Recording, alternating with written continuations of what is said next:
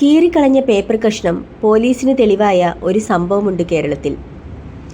ഒരു മെയ് മാസം, ഇരുണ്ട വെളുപ്പാങ്കാലം, സമയം പുലർച്ചെ 3:30 കഴിഞ്ഞിരിക്കുന്നു. ഏറ്റുമാനൂർ മഹാദേവ ക്ഷേത്രത്തിലെ വാച്ച്മാനായ കൃഷ്ണൻകുട്ടി തൻ്റെ പതിവ് ഡ്യൂട്ടി കഴിഞ്ഞ് വീട്ടിലേക്ക് പോകാൻ തയ്യാറെടുക്കുകയാണ്. ശാന്തമായ അന്തരീക്ഷം. അയാൾ ശ്രീകോവിലിൻ്റെ മുന്നിലേക്ക് നടന്നു ചെന്നു. പക്ഷെ അവിടെ കണ്ട കാഴ്ച അയാളെ ആകെ വിറപ്പിച്ചു കളഞ്ഞു. മേൽശാന്തി എത്തുന്നതിന് മുൻപ് ഒരിക്കലും തുറക്കാത്ത ശ്രീകോവിലിൻ്റെ വൻ വാതിലുകൾ അകത്തേക്ക് തള്ളി തുറന്നു കിടക്കുന്നു. വിറച്ച കൃഷ്ണൻകുട്ടി നിലവിളിച്ചുകൊണ്ട് പുറത്തേക്കോടി. ദേവസ്വം മാനേജരായ നാരായണപിള്ളയെ വിവരമറിയിച്ചു. അവർ രണ്ടുപേരും മേൽശാന്തിയും ഓടിപ്പിടഞ്ഞ് ശ്രീകോവിലിന് മുന്നിലെത്തി. പുറത്തെ വാതിലിലെ വലിയ ഇരുമ്പ് ഓടാമ്പൽ ആരോ ശക്തിയോടെ വളച്ചൊടിച്ചിരിക്കുന്നു. അകത്തെ വാതിലിൻ്റെ പൂട്ടും തകർക്കപ്പെട്ടിരിക്കുന്നു.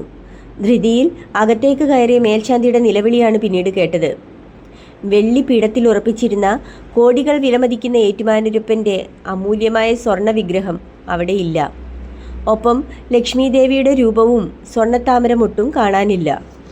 വാർത്തയറിഞ്ഞ് ജനസമുദ്രം അമ്പലത്തിലേക്ക് ഒഴുകിയെത്തി. അന്നത്തെ മുഖ്യമന്ത്രിയായിരുന്ന ശ്രീ ഇ.കെ. നായനാർക്ക് പോലും ഇതൊരു വലിയ രാഷ്ട്രീയ പ്രതിസന്ധിയായി മാറി. പോലീസിന് മേൽ കടുത്ത സമ്മർദ്ദമായി. രാത്രിയിൽ 7 പേർ കൃത്യമായി കാവൽ നിൽക്കുന്ന, അത്ര പെട്ടെന്നൊന്നും ആർക്കും തകർക്കാൻ പറ്റാത്ത സുരക്ഷയുള്ള ക്ഷേത്രമാണിത്. മേൽശാന്തിയും ഗാർഡും ഒരുമിച്ച് വിചാരിച്ചാലേ ശ്രീകോവിൽ തുറക്കാൻ കഴിയൂ. അതുകൊണ്ട് തന്നെ അമ്പലത്തിനകത്തുള്ള ആരുടെയോ സഹായമില്ലാതെ ഇത് നടക്കില്ലെന്ന് പോലീസ് ഉറപ്പിച്ചു.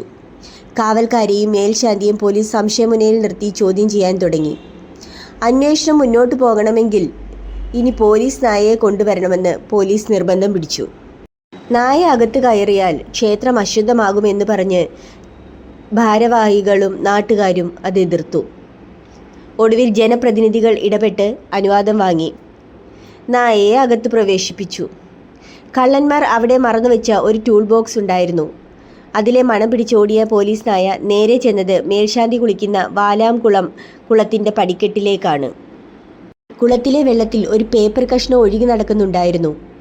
അതിനുശേഷം നായ കിഴക്കേ നടവഴി ഓടി ബസ് സ്റ്റാൻഡിലും അവിടെ നിന്ന് തിരിച്ച് അമ്പലത്തിനടുത്തുള്ള ഒരു ചായക്കടയിലും എത്തി നിന്നു. കള്ളൻ കൺമുന്നിൽ വന്നു പോയതുപോലെ പോലീസിന് തോന്നി. ഉടൻ തന്നെ പോലീസ് ആ വലിയ കുളം പൂർണ്ണമായും വറ്റിക്കാൻ ഉത്തരവിട്ടു. കുളം വറ്റിച്ചപ്പോൾ അതിനടിയിൽ നിന്നും അവർക്കൊരു വലിയ ഇരുമ്പ് പാര ലഭിച്ചു. ഈ കോവിലിൻ്റെ തകർന്ന ഓടാമ്പലുമായി ഒത്തുനോക്കിയപ്പോൾ ഉറപ്പായി, ഇതുപയോഗിച്ചാണ് കള്ളൻ വാതിൽ പൊളിച്ചത്. പാര കിട്ടിയെങ്കിലും പ്രതി ആരാണെന്നതിന് ഒരു സൂചനയുമില്ലാതെ പോലീസ് അന്തം വിട്ടു നിൽക്കുമ്പോഴാണ് ആ കുളക്കരയിൽ നിന്ന് കിട്ടിയ ഒരു പേപ്പർ കഷ്ണം ഒരു പോലീസുകാരൻ വീണ്ടും പരിശോധിക്കുന്നത്. അതൊരു നോട്ട്ബുക്കിൽ നിന്ന് കീറിയെടുത്ത പേപ്പറായിരുന്നു. പൊതിഞ്ഞുകൊണ്ടുവന്ന പേപ്പർ. അതിലൊരു പേരെഴുതിയിട്ടുണ്ടായിരുന്നു: രമണി, 8ാം ക്ലാസ്, ധനുവച്ചപുരം NSS സ്കൂൾ.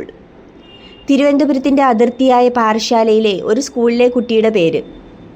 കോട്ടയത്തെ മോഷണവും തിരുവനന്തപുരത്തെ പേപ്പറും തമ്മിൽ എന്ത് ബന്ധം? ഒരു നിമിഷം പോലും കളയാതെ പോലീസ് സംഘം തിരുവനന്തപുരത്തേക്ക് തിരിച്ചു. സ്കൂളിൽ ചെന്ന് അഡ്രസ്സ് സംഘടിപ്പിച്ച് അവർ പാറശാലയിലുള്ള രമണിയുടെ ദരിദ്രമായ വീട്ടിലെത്തി. പോലീസിനെ കണ്ട് ആ പെൺകുട്ടിയും അമ്മയും പരിഭ്രാന്തരായി. ചോദ്യം ചെയ്തപ്പോൾ ആ കുട്ടി പറഞ്ഞു, വീട്ടിൽ ആഹാരം വാങ്ങാൻ പണമില്ലാതെ വന്നപ്പോൾ എൻ്റെ പഴയ നോട്ട്ബുക്കുകൾ കടയിൽ ഞാൻ തൂക്കി വിറ്റിട്ടുള്ളതാണ്. കുട്ടി പുസ്തകം വിറ്റ കടക്കാരൻ കൊച്ചു കുഞ്ഞു നാടാരെ പോലീസ് പൊക്കി. അയാൾ പറഞ്ഞു, വലിയൊരു ഇരുമ്പുപാര വാങ്ങാൻ വന്ന ഒരാൾക്ക് അത് പൊതിഞ്ഞു നൽകാനാണ് ആ നോട്ട്ബുക്കിലെ പേപ്പർ ഉപയോഗിച്ചതെന്ന്. പാര വാങ്ങിയ ആളുടെ പേര് അയാൾ ഓർത്തെടുത്തു: സ്റ്റീഫൻ. പാറശാലയിലെ ലോക്കൽ പോലീസിനോട് സ്റ്റീഫനെക്കുറിച്ച് ചോദിച്ചപ്പോൾ ഏറ്റുമാനൂർ പോലീസ് ശരിക്കും ഞെട്ടി. സ്റ്റീഫൻ വെറുമൊരു കള്ളനല്ല, തൊട്ടടുത്ത ദിവസങ്ങളിൽ പാറശാലയിൽ നടന്ന ഒരു ക്രൂരമായ കൊലപാതക കേസിലെ പ്രതി കൂടിയാണവൻ. മോഷണം നടത്തുന്നതിനിടയിൽ തങ്ങളെ ഒറ്റിക്കൊടുക്കുമെന്ന് ഭയന്ന് സ്വന്തം സഹായിയായ രവീന്ദ്രൻ എന്നയാളെ സ്റ്റീഫനും കൂട്ടരും കൊന്നു തള്ളിയിട്ടുണ്ട്. സ്റ്റീഫനെ പിടികൂടി. ആദ്യം കുറ്റം സമ്മതിക്കാതിരുന്ന സ്റ്റീഫൻ്റെ മുന്നിലേക്ക് പോലീസ് ആ പാര എടുത്തു വെച്ചപ്പോൾ അവൻ്റെ കണ്ണ് തള്ളി. അവൻ തകർന്നുപോയി. തുടർന്ന് അവൻ പോലീസിനോട് പറഞ്ഞ കാര്യങ്ങൾ ഏതൊരു സിനിമാ ക്ലൈമാക്സിനെയും വെല്ലുന്നതായിരുന്നു. സ്റ്റീഫൻ ഒരു ഡ്രൈവറാണ്. വണ്ടി വാങ്ങാൻ വലിയ തുക വേണം. അപ്പോഴാണ് പത്രത്തിൽ ഏറ്റുമാനൂരപ്പൻ്റെ 7.5 പൊന്നാനയുടെ ചിത്രം അവൻ കാണുന്നത്. അത് മോഷ്ടിക്കാൻ ഉറപ്പിച്ച് അവൻ ആഴ്ചകൾക്ക് മുൻപേ ഏറ്റുമാനൂരിൽ വന്ന് തങ്ങി. അമ്പലവും അവിടുത്തെ സെക്യൂരിറ്റി സിസ്റ്റവും കൃത്യമായി പഠിച്ചു. ഉത്സവ തിരക്കിനിടയിൽ ആരും അവനെ ശ്രദ്ധിച്ചില്ല. മോഷണം നടത്താൻ ഉറപ്പിച്ച ദിവസം വൈകുന്നേരം അതിനോട് ചേർന്ന് ഒരു വലിയ ഡെക്കറേഷൻ തൂൺ ഇളക്കി മാറ്റാതെ ഇരിക്കുന്നത് അവൻ കണ്ടു. രാത്രി 9 മണിയോടെ അത്താഴപൂജ കഴിഞ്ഞ് വലിയ ശബ്ദത്തിൽ മണിയടിക്കുന്ന ആ സമയത്താണ് സ്റ്റീഫൻ ആ തൂണിൽ പിടിച്ച് മതിലിന് മുകളിലേക്ക് കയറിയത്. മണിശബ്ദം കാരണം അവൻ പാര വെച്ച് വാതിൽ പൊളിക്കുന്ന ശബ്ദമൊന്നും പുറത്തു കേട്ടില്ല. ആളുകൾ പുറത്ത് നിൽക്കുമ്പോഴാണ് അവൻ അകത്ത് കയറി പൂട്ട് തകർത്തത്. പക്ഷേ ഗർഭഗൃഹത്തിൽ കയറിയ അവൻ അരിച്ചു പെറുക്കിയിട്ടും ഏഴരപ്പൊന്നാനയെ കണ്ടില്ല. കാരണം അത് തറയ്ക്കടിയിലെ രഹസ്യ നിലവറയിലായിരുന്നു സൂക്ഷിച്ചിരുന്നത്. ഒടുവിൽ നിരാശനായ അവൻ മുന്നിൽ കണ്ട സ്വർണ്ണ വിഗ്രഹവും എടുത്ത് പുറത്തിറങ്ങി. 9 മണിക്ക് വിഗ്രഹം കയ്യിലെടുത്ത സ്റ്റീഫൻ നേരെ രക്ഷപ്പെട്ടില്ല. കാരണം ആ സമയത്ത് പുറത്തിറങ്ങിയാൽ അവിടെ സെക്യൂരിറ്റിയിലുള്ളവർ അവനെ കാണും എന്നുള്ളത് അവന് ഉറപ്പായിരുന്നു.